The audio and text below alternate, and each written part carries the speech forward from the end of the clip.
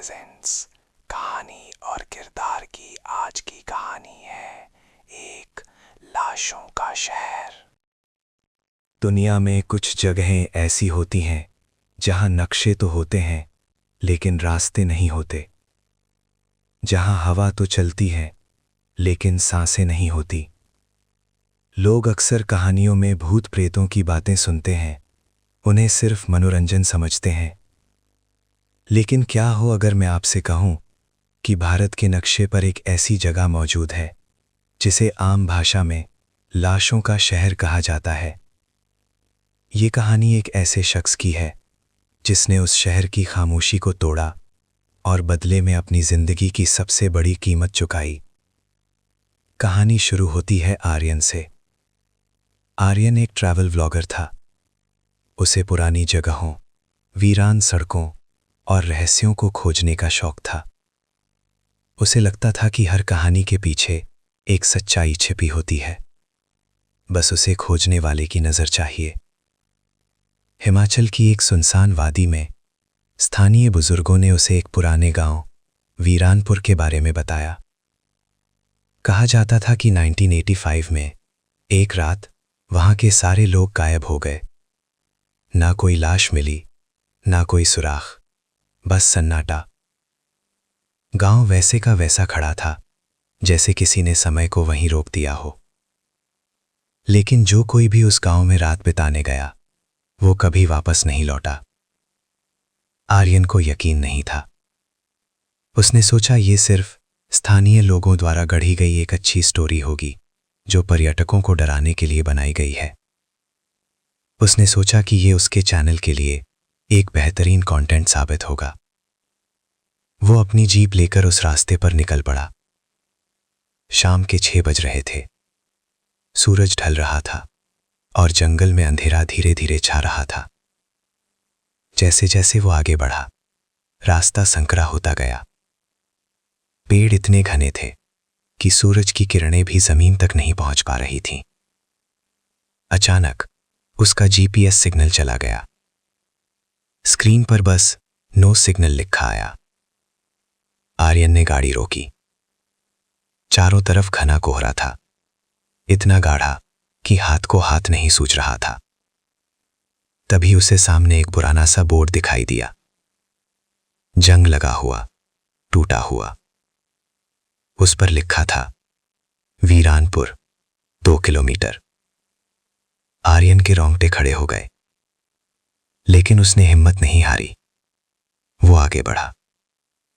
जब आर्यन गांव के अंदर पहुंचा तो उसे लगा जैसे समय यहां थम गया हो। घर वैसे के वैसे थे जैसे कल तक लोग यहां रहते थे। मेज पर रखी चाय की प्याली में धूल जमी थी, लेकिन प्याली वहीं थी। खिलौने जमीन पर पड़े थे जैसे बच्चे खेल रहे हों और अचानक गायब हो गए हों। सबसे डरावनी बात यह थी कि वहां कोई आवाज नहीं थी, ना झींगुर की आवाज, ना पक्षियों की चहचहाहट, बस सन्नाटा। इतना गहरा सन्नाटा कि आर्यन को अपनी ही धड़कनें शोर लग रही थीं। आर्यन ने अपना कैमरा ऑन किया। उसने धीरे से कहा, हेलो दोस्तों, मैं वीरानपुर में हूं। उसकी आवाज गूंजी, लेकिन जवाब में सिर्फ उसकी ही आवाज वापस आई। वो एक पुरानी हवेली के अंदर गया। वहां एक डायरी मिली। तारीख थी 15 अक्टूबर 1985। आर्यन ने पन्ना पलटा। लिखावट कांप रही थी, जैसे लिखने वाले के हाथ में जान ना हो। उसमें लिखा था, वे आ रहे हैं। हमने सोचा था हम सुरक्षित हैं, लेकिन मौत दीवारों के पार से नहीं, जमीन के अंदर से आती है। जो सोया वो जागा नहीं, जो जागा वो इंसान नहीं रहा। आर्यन को लगा ये किसी पागल का लिखा हुआ है। उसने डायरी वापस रखी और बाहर निकला। तभी उसे महसूस हुआ कि तापमान अचानक गिर गया है। उसकी सांसें जमने लगी। शाम ढल चुकी थी और अब रात हो गई थी। अचानक पूरे गांव की स्ट्रीट लाइट्स जल उठी। ये नामुमकिन था क्योंकि बिजली के खंभे जंग खा चुके थे और तारें टूटी हुई थीं। फिर भी पीली रोशनी में पूरा गांव नहा गया। आर्यन की जीप की तरफ भागा। उसे यहां से निकलना था, लेकिन जैसे ही उसने कार का दरवाजा खोला, उसे पीछे से किसी के सांस लेने की आवाज आई। भारी खरखरी सांसें। आर्यन ने पलटकर देखा। गली के मोड़ पर एक साया खड़ा था, इंसान जैसा, लेकिन टूटा हुआ। उसके हाथ उल्टे लटक रहे थे, सिर एक तरफ झुका हुआ था। आर्यन की आंखें फटी की फटी रह गईं। वो साया हिला नहीं, बस खड़ा रहा। आर्यन ने कांपते हाथों से कार स्टार्ट की। इंजन ने आवाज की, लेकिन स्टार्ट नहीं हुआ। कम ऑन यार, वो चिल्लाया। तभी उसे एहसास हुआ कि वो अकेला नहीं है।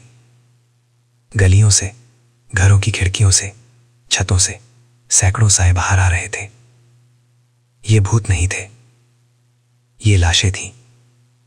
1985 में जो लोग मरे थे वे यहीं दफन थे, लेकिन जमीन ने उन्हें वापस उगल दिया था। लाशों का शहर कोई कहानी नहीं, एक सच्चाई थी। आर्यन ने देखा कि उन लाशों के शरीर सड़ चुके थे, मांस गिर चुका था, लेकिन वे चल फिर रहे थे। उनकी आंखों में पुतलियां नहीं थीं, बस सफेद धुंध थी। वे धीरे धीरे आर्यन की तरफ बढ़ रहे थे। उनके पैरों की आवाज नहीं आ रही थी, बस हड्डियों के टकराने की आवाज आ रही थी। खट खट खट।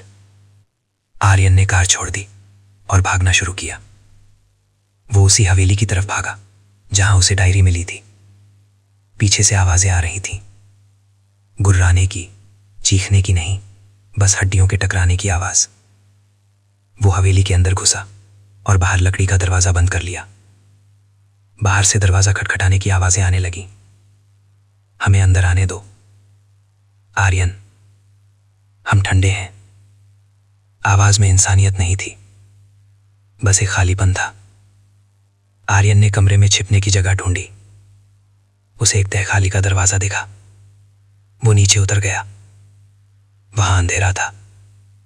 उसने अपनी टॉर्च जलाई। तहखाने में दीवारों पर अजीब से निशान बने थे और कोने में एक कुआं था। डायरी की बात याद आई। मौत जमीन के अंदर से आती है। आर्यन समझ गया, ये कुआं इस श्राप की जड़ था। तभी उसे पीछे से एक ठंडी हवा महसूस हुई। उसने पलटकर देखा। तहखाने की सीढ़ियों पर वही साया खड़ा था जो उसे सबसे पहले दिखा था।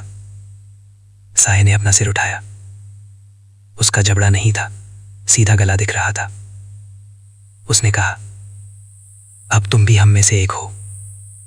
आर्यन ने पास पड़ी एक लोहे की रॉड उठाई और साये पर वार किया। साया धुएं की तरह बिखरा, लेकिन तुरंत वापस जुड़ गया। आर्यन को समझ आ गया कि लड़कर वो नहीं बचेगा। उसे उस श्राप को तोड़ना होगा। उसे याद आया कि पुराने समय में आत्माओं को आग से मुक्ति मिलती है। उसके पास लाइटर था। उसने अपनी शर्ट फाड़ी, उसे तेल में डुबोया जो वहां पुराने लैंप में था, और आग लगा दी।